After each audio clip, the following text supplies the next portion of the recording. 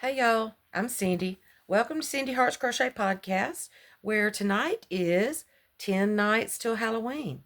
And I am reading a story each night, I hope, and hope to keep you entertained and let you listen while you crochet or just sit back and relax and drink you something warm to keep you warm or cool, whichever you prefer.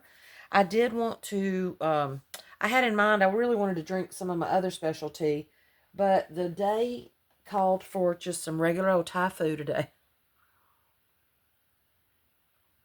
In my cup I got from, I think it was Burlington last year. I don't know why it's dripping. I think I must have spilt some. But anyway, I think I got it at Burlington or one of those places. And I think it's a Disney cup that's got, of course, there we go. See if you can see some of the things on there. Black cat and Jack's on there and a jack-o'-lantern and a bat, skeleton head, skull. So I'm just drinking me some Thai food with a dash of honey and a splash of milk. I never drink tea with milk in it until I met my son-in-law, and he is from Liverpool. So he sends me Thai food so I can enjoy his great tea any time of the year. Anytime even when I'm not around him. Makes me think of him and my daughter. So get me a little sip. And then tonight I'm going to read a story called Man Size in Marble by Edith Nesbitt. If I get to a point that I feel like it needs to be broken into a second part, I will do that tomorrow night. But for now, let's just read and see how far we go. I hope you have had a good day. It is 10 nights until Halloween. Ooh. So let's read you a story. Man Size in Marble, written in 1893 by Edith Nesbitt. Although every word of this story is as true as despair, I do not expect people to believe it. Nowadays, a rational explanation is required before belief is possible. Let me then at once offer the rational explanation, which finds most favor among those who have heard the tale of my life's tragedy. It is held that we were under a delusion, Laura and I, on that 31st of October, and that this supposition places the whole matter on a satisfactory and believable basis. The reader can judge, when he too has heard my story, how far this is an explanation and in what sense it is rational. There were three who took part in this, Laura and I and another man. The other man still lives and can speak to the truth of the least credible part of my story. I never knew in my life what it was to have as much money as I required to supply the most ordinary needs of life, good colors, canvases, brushes, books, and cab fares. And when we were married, we knew quite well what we should only be able to live at all by strict punctuality and attention to business. I used to paint in those days, and Laura used to write, and we felt sure we could keep the pot at least simmering. Living in town was out of the question, so we went to look for a cottage in the country, which should be at once sanitary and picturesque. So rarely do these two qualities meet in one cottage that our search was for some time quite fruitless. That our search was for some time quite fruitless. We tried advertisements, but most of the desirable rural residences, which we did look at, proved to be lacking in both essentials. And when a cottage chanced to have drains, it always had stucco as well and was shaped like a tea caddy. And if we found a vine or rose-covered porch, corruption invariably lurked within. Our minds got so befogged by the eloquence of estate agents and the rival disadvantages of the fever traps and outrages to beauty which we had seen and scorned, that I very much doubt whether either of us on our wedding morning knew the difference between a house and a haystack. But when we got away from friends and estate agents on our honeymoon, our wits grew clear again, and we knew a pretty cottage when at least we saw one. It was at Brenzett, a little village set on a hill over against the southern marshes. We had gone there from the seaside village where we were staying to see the church, and 2 fields from the church we found this cottage. It stood quite by itself, about 2 miles from the village. It was a low building with rooms sticking out in unexpected places. There was a bit of stonework, moss grown, just 2 old rooms, all that was left of a big house that had once stood there, and round this stonework the house had grown up. It was charming, and after a brief examination we took it. It was absurdly cheap. The rest of our honeymoon we spent in grubbing about in second-hand shops in the county town, picking up bits of old oak and Chippendale chairs for our furnishing. We wound up with a run up to town and a visit to Liberty's, and soon the low oak-beamed lattice-windowed rooms began to be home. There was a jolly, old-fashioned garden at the back, with grass paths, and no end of hollyhocks and sunflowers, and big lilies. From the window you could see the marsh pastures, and beyond them the beautiful blue, thin line of the sea. We were as happy as the summer was glorious, and settled down into work sooner than we ourselves expected. I was never tired of sketching the view and the wonderful cloud effects from the open lattice, and Laura would sit at the table and write verses about them, in which I mostly played the part of foreground. We got a tall old peasant woman to housekeep for us. Her face and figure were good, though her cooking was of the homeliest.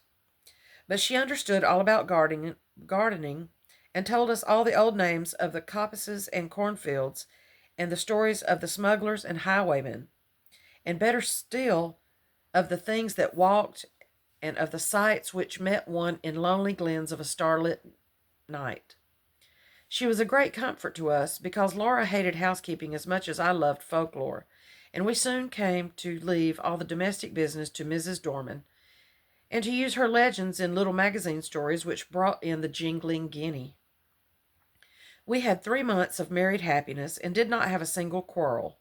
One October evening I had been down to smoke a pipe with the doctor, our only neighbor, a pleasant young Irishman. Laura had stayed at home to finish a comic sketch of a village episode for the monthly Marplot. I left her laughing over her own jokes, and came in to find her a crumpled heap of pale muslin weeping on the window seat. "Good heavens, my darling, what's the matter?" I cried, taking her in my arms. She leaned her little dark head against my shoulder and went on crying. I had never seen her cry before. We had always been so happy, you see, and I felt sure some frightful misfortune had happened. "What is the matter? Do speak." "It's Mrs. Dorman," she sobbed. "What has she done?" I inquired, immensely relieved that it was not a serious matter. "She says she must go before the end of the month, that her niece is ill. She's gone down to see her now. Tonight. But I don't believe that's the real true reason, because her niece is always ill. I believe someone in the village may have been setting her against us. Her manner was so very peculiar. She was not at all like her usual self." "Never mind, darling," I said. "Whatever you do, don't cry, or I shall have to cry too, to keep you in countenance, and then you'll never respect your man again." She dried her eyes on my handkerchief, and even tried to smile, though it was a faint version of her usual pretty one. "But you see," she went on, "it is really serious, because these village people are so sheepy, and if one won't do a thing, you may be quite sure none of the others will. And I shall have to cook the dinners, and wash up the hateful greasy plates, and you'll have to carry cans of water about, and clean the boots and knives, and we shall never have any time for work, or to earn any money or anything. We shall have to work hard all day, and only be able to have a slight respite when we are waiting for the kettle to boil." Did my snake just try to bite me? Funniness. I represented to her that even if we had to perform these duties, the day would still present some margin for other toils and recreations. But she would not see the matter in any but the grayest light. She was very unreasonable, but I could not have loved her more if she had been as reasonable as Whately. "I'll speak to Mrs. Dorman when she comes back, and see if I can't come to terms with her," I said. "Perhaps she only wants a rise in her pay. I am sure it will be all right. Let's walk up to the church together." The church was a large and lonely one, and we loved to go there, especially upon bright nights. The path skirted a wood, cut through it once, and ran along the crest of the hill through 2 meadows, and round the churchyard wall, over which the old yews loomed in black masses of shadow. This path, which was partly paved, was called the Bierbalk, for it had long been the way by which the corpses had been carried to burial. The churchyard was richly treed and was shaded by great elms, which stood just outside and stretched their majestic arms in benediction over the happy dead. A large, low porch let one into the building by a Norman doorway and a heavy oak door studded with iron. Inside the arches rose into the darkness, and between them the reticulated windows, which stood out white in the moonlight. In the chancel, the windows were of rich glass, which showed in faint light their noble coloring, and made the black oak of the choir pews hardly more solid than the shadows. But on each side of the altar lay a gray marble figure of a knight in full plate armor, lying upon a low slab, with hands held up in everlasting prayer. And these figures, oddly enough, were always to be seen if there was even the slightest glimmer of light in the church. Their names were lost, but the peasants told of them that they had been fierce and wicked men, marauders by land and sea, who had been the scourge of their time, and had been guilty of deeds so foul that the house they had lived in, the big house, by the way, that had stood on the site of our cottage, had been stricken by lightning and the vengeance of heaven. But for all that, the gold of their heirs had bought them a place in the church. Looking at the bad, hard faces reproduced in the marble, this story was easily believed. The church looked at its best and weirdest on that night, for the shadows of the yew trees fell through the windows upon the floor of the nave and touched the pillars with tattered shade. We sat down together without speaking and watched the solemn beauty of the old church, with some of that awe which inspired its early builders. We walked to the chancel and looked at the sleeping warriors.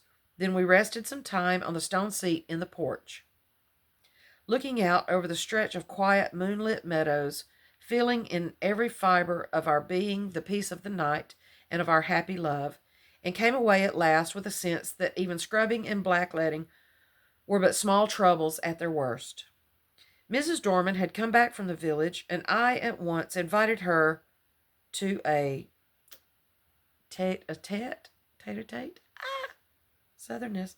Now, Mrs. Dorman, I said, when I had got her into my painting room, what's all this about? You're not staying with us. I should be glad to get away, sir, before the end of the month, she answered, with her usual placid dignity. Have you any fault to find, Mrs. Dorman? None at all, sir. You and your lady have always been most kind, I'm sure. Well, what is it? Are your wages not high enough? No, sir, I gets quite enough. Then why not stay? I'd rather not, she said with some hesitation. My niece is very ill. But your niece has been ill ever since we came. No answer. There was a long and awkward silence. Eventually I broke it. Can't you stay for another month? I asked. No, sir, I'm bound to go by Thursday. And this was Monday. Well, I must say, I think you might have let us know before. There's no time now to get anyone else, and your mistress is not fit to do heavy housework. Can't you stay till next week? I might be able to come back next week. I was now convinced that all she wanted was a brief holiday, which we should have been willing enough to let her have, as soon as we could get a substitute. But why must you go this week? I persisted. Come, out with it. Mrs. Dorman drew the little shawl which she always wore tightly across her bosom, as though she were cold. Then she said with a sort of effort, They say, sir, as this was a big house in Catholic times, and there was a many deeds done here.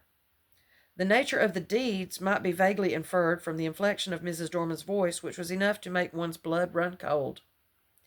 I was glad that Laura was not in the room. She was always nervous, as highly strung natures are, and I felt that these tales of our house, told by this old peasant woman, with her impressive manner and contagious credulity,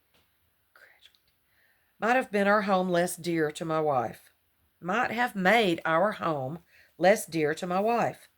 Tell me all about it, Mrs. Dorman, I said. You needn't mind about telling me. I'm not like the young people who make fun of such things, which was partly true. Well, sir, she sank her voice, you may have seen in the church beside the altar 2 shapes. You mean the effigies of the knights in armor? I said cheerfully. I mean them 2 bodies, drawed out man-size in marble, she returned, and I had to admit that her description was 1,000 times more graphic than mine, to say nothing of a certain weird force and uncanniness about the face, drawed out man-size in marble. They do say, as on All Saints' Eve, them 2 bodies sits up on their slabs and gets off of them, and then walks down the aisle in their marble, and as the church clock strikes 11, they walks out of the church door and along the beer balk, and if it's wet there will be footprints left in the morning. And where do they go? I asked. They comes back here to their home, sir, and if anyone meets them, well, what then? I asked. But she only repeated that her niece was ill and she must go. I scorned to discuss the niece and tried to get from Mrs. Dorman more details of the legend. I could get nothing but warnings. Whatever you do, sir, lock the door early on All Saints' Eve, and make the cross sign over the doorstep and on the windows.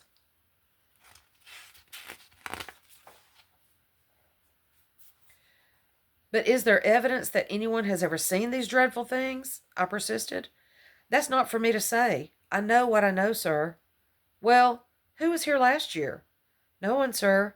The lady as owned the house only stayed here in summer, and she always went to London a full month before that night. Afore the night. And I'm sorry to inconvenience you and your lady, but my niece is ill and I must go on Thursday. I could have shaken her for her absurd reiteration of that obvious fiction, after she had told me her real reasons. She was determined to go, nor could our united entreaties move her in the least.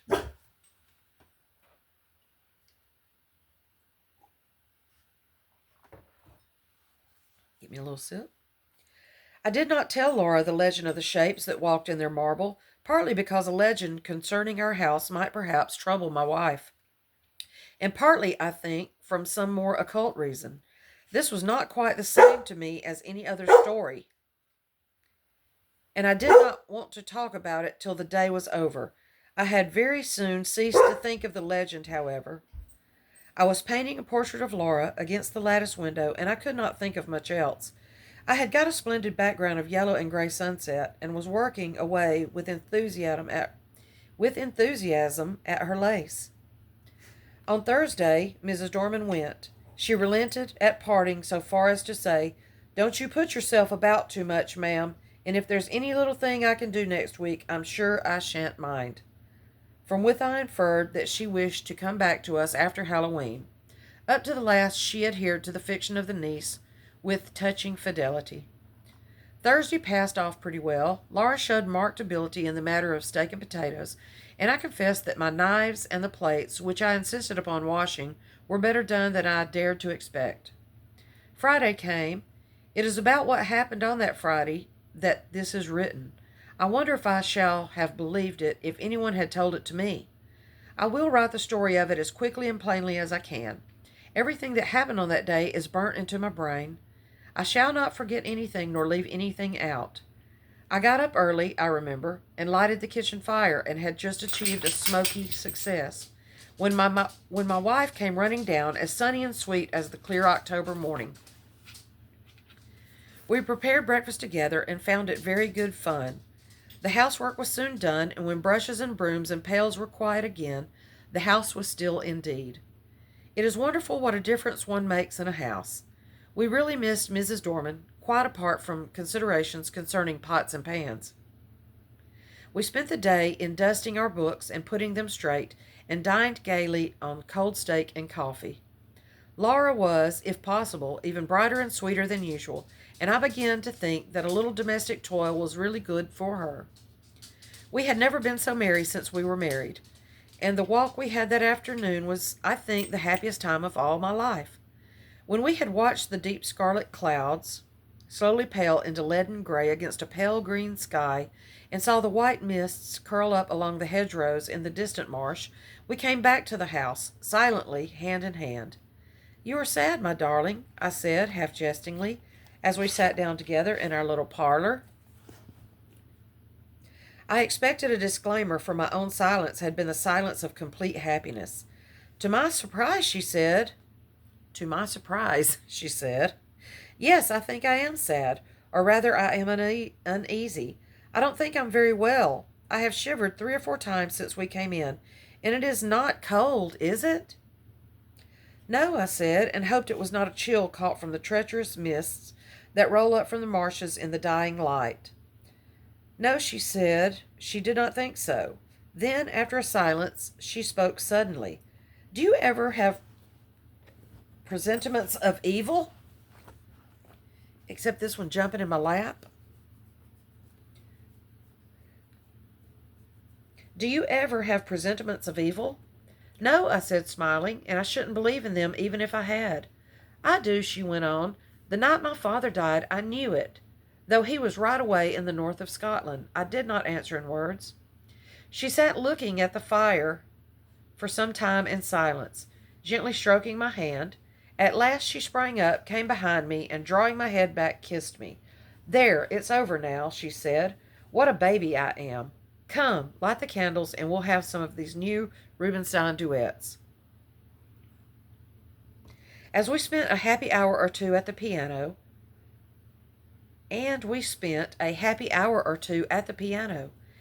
At about 10:30, I began to long for the good night pipe, but Laura looked so white that I felt it would be brutal of me to fill our sitting room with the fumes of strong Cavendish. Oh, there's a ghost coming up to kiss me. Oh, okay, you can get down. Pardon the interruption. Sweet baby girl interruption. Yeah, she gonna punch me. Okay, come on, let's get down. Okay, get down. Get down. Get down.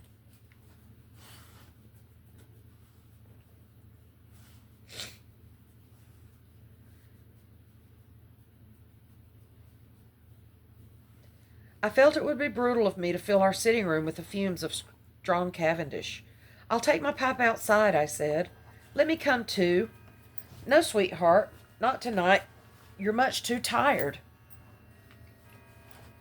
I shan't be long. Get to bed, or I shall have an invalid to nurse tomorrow, as well as the boots to clean. I'm having an issue here. I kissed her and was turning to go when she flung her arms round my neck and held me as if she would never let me go again. I stroked her hair. Come, darling, you're overtired. The housework has been too much for you. She loosened her clasp a little and drew a deep breath. No, we've been very happy today, Jack, haven't we? Don't stay out too long.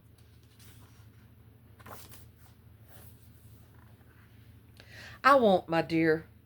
I strolled out of the front door, leaving it unlatched. What a night it was! The jagged masses of heavy dark cloud were rolling at intervals from horizon to horizon, and thin white wreaths covered the stars.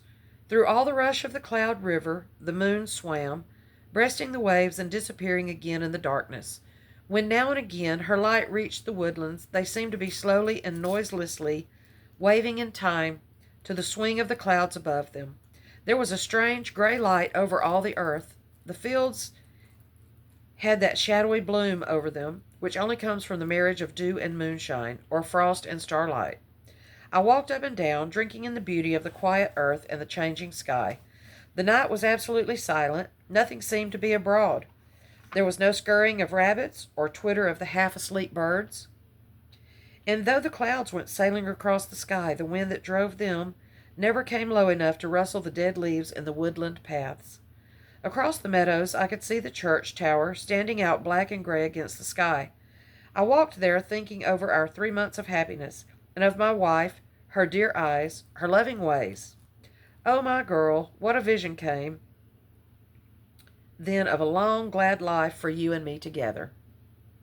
I heard a bell beat from the church. 11 already. I turned to go in, but the night held me. I could not go back into our little warm rooms yet. I would go up to the church. I felt vaguely that it would be good to carry my love and thankfulness to the sanctuary, whither so many loads of sorrow and gladness have been borne by the men and women of the dead years. I looked in at the low window as I went by. Laura was half lying on her chair in front of the fire. I could not see her face, only her little head showed dark against the pale blue wall. She was quite still, asleep, no doubt. My heart reached out to her as I went on. There must be a God, I thought, and a God who was good. How otherwise could anyone so sweet and dear as she have ever been imagined? I walked slowly along the edge of the wood. A sound broke the stillness of the night. It was a rustling in the wood. I stopped and listened. The sound stopped too. I went on, and now distinctly heard another step than mine answer mine like an echo. It was a poacher or a wood stealer, most likely, for these were not unknown in our Arcadian neighborhood. But whoever it was, he was a fool not to step more lightly. I turned into the wood, and now the footsteps seemed to come from the path I had just left. It must be an echo, I thought. The wood looked perfect in the moonlight. The large dying ferns and the brushwood showed where through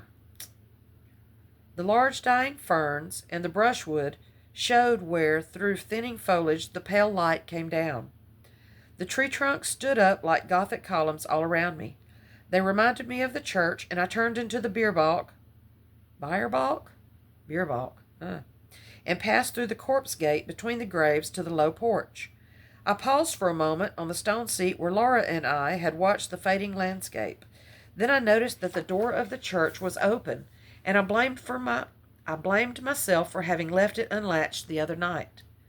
We were the only people who ever cared to come to the church except on Sundays, and I was vexed to think that through our carelessness the damp autumn airs had had a chance of getting in and injuring the old fabric. I went in.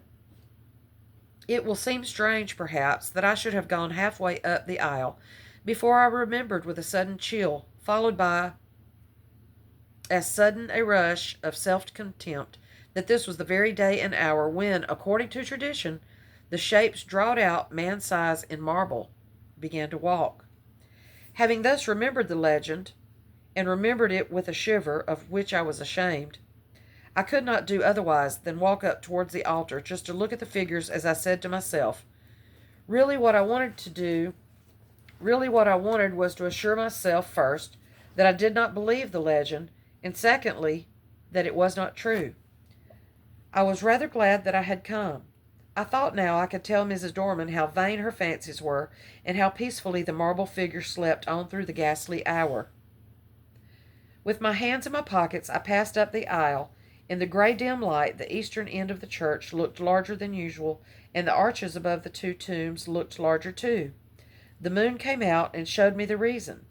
I stopped short. My heart gave a leap that nearly choked me, and then sank sickeningly. The bodies, drawed out man-size, were gone, and their marble slabs lay wide and bare in the vague moonlight that slanted through the east window. Were they really gone, or was I mad? Clenching my nerves, I stooped and passed my hand over the smooth slabs, and felt their flat, unbroken surface. Had someone taken the things away? Was it some vile practical joke? I would make sure anyway. In an instant I had made a torch of a newspaper, which happened to be in my pocket, and lighting it, held it high above my head. Its yellow glare illuminated the dark arches and those slabs. The figures were gone. And I was alone in the church, or was I alone?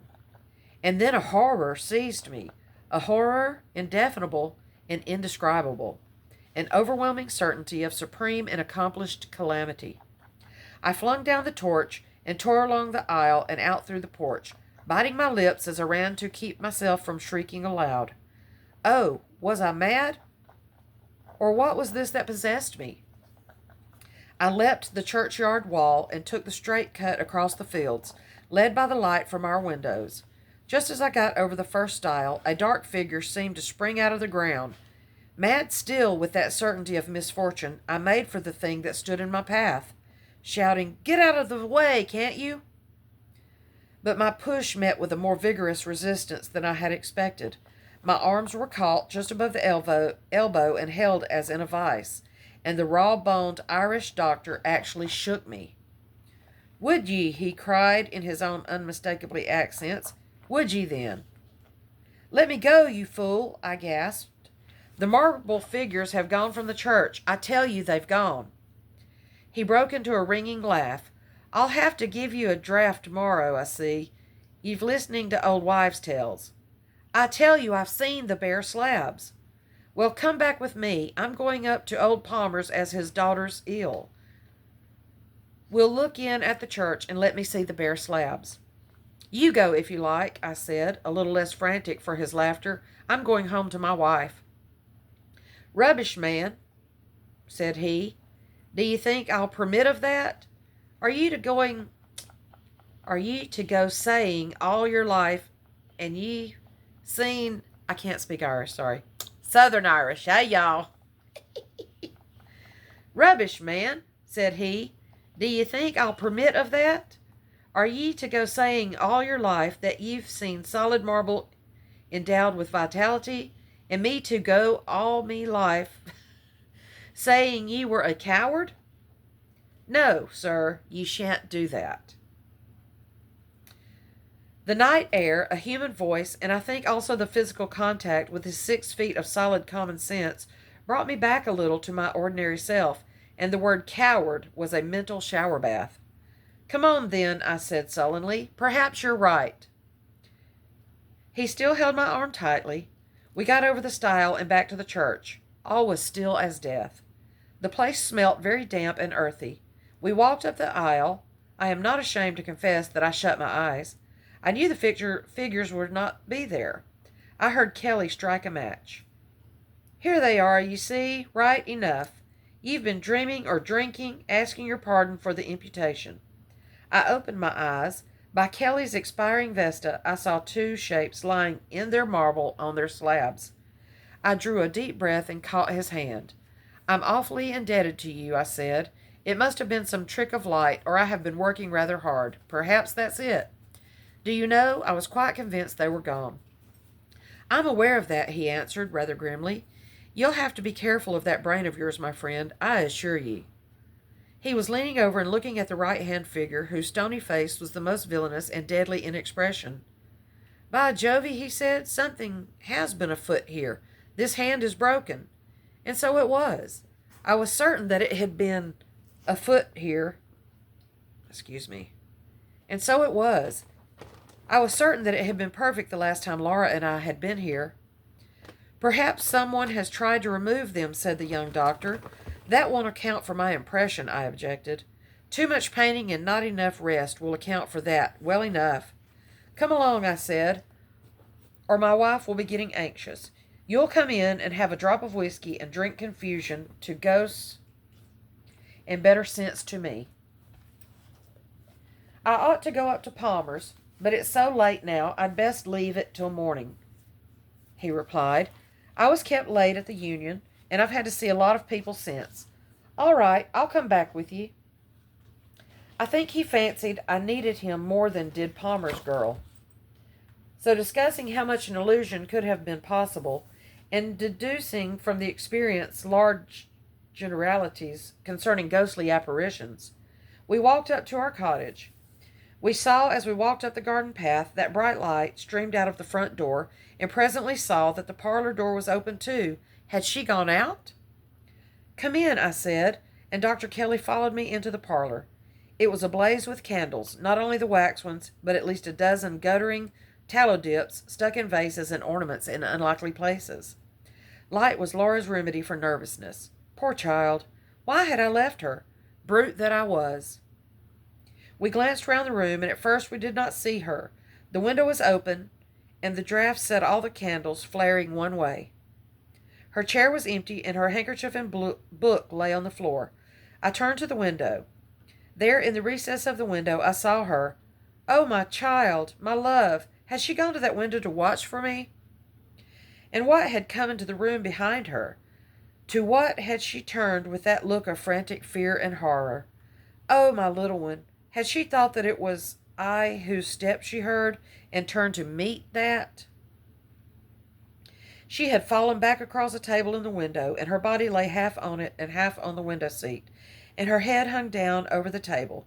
The brown hair loosened and fallen to the carpet. Her lips were drawn back and her eyes wide open. They saw nothing now. What had she seen last?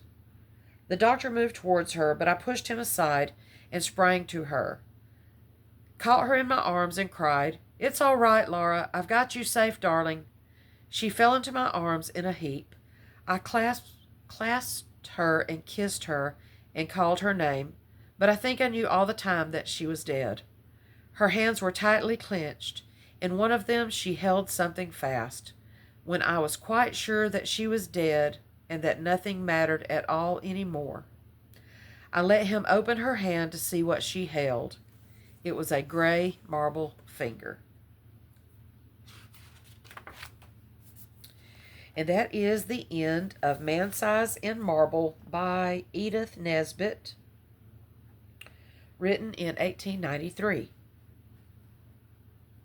Pretty good story. All right, that's all for this one tonight, and I will see you again tomorrow. Have a good evening. Love y'all.